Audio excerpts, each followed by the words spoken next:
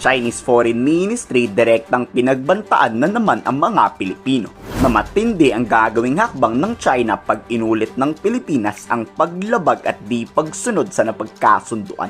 Ikinapikon kasi ng China ang ginawa ng Philippine Coast Guard.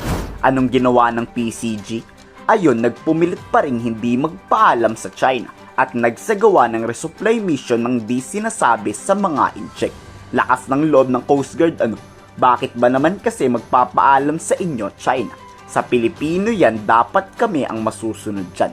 Ayon pa kay PCG Commodore J. Tariela, walang inspeksyon na nangyari at di rin pinayagan ng China ang umakyat sa ating barko. Well, naging successful naman, kaya ng mga statement na nilabas ng Department of Foreign Affairs noong nakaraang Sabado, and then of course yesterday, nagbigay din ng statement ng National Task Force West Philippine Sea. Naging matagumpay ang pagdadala natin ng supply sa BLP Sierra Madre.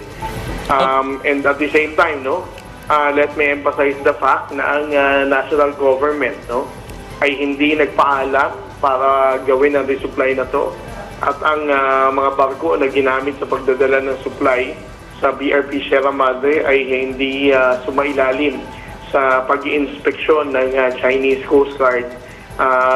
At ito ay napabulaanan na ng spokesperson ng Department of Foreign Affairs na ang naging provisional understanding between two countries ay hindi naging prejudicial sa interes ng dalawang bansa. Hindi naman natatakot si Commodore Tariela sa pagbabanta ng China. Tanging kay Pangulong Bongbong Marcos lang raw susunod ang Philippine Coast Guard.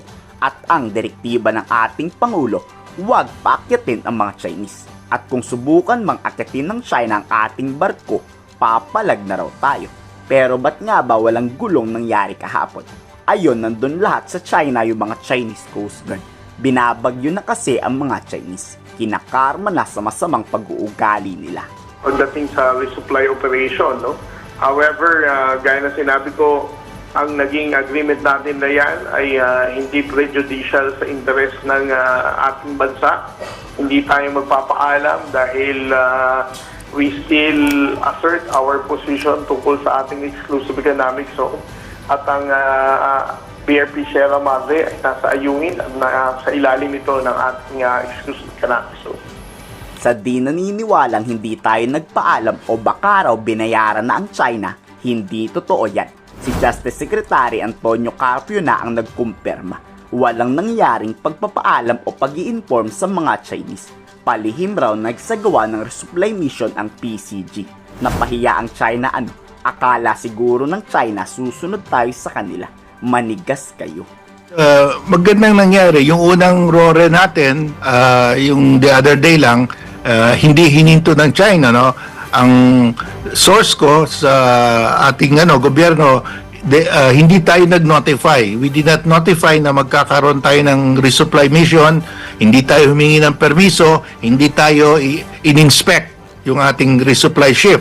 So, okay yun ang gusto natin.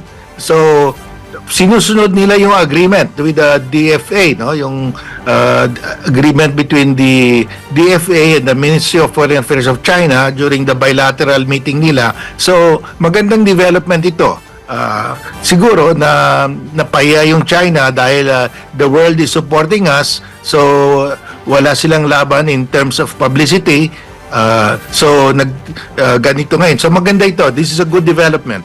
Malaking good news ito para sa AFP. Ako, pabor na pabor ako na di nagpaalam ang PCG. Kayo, pabor din ba kayo sa pagmamatigas natin? I-komento sa baba ang inyong saloobin.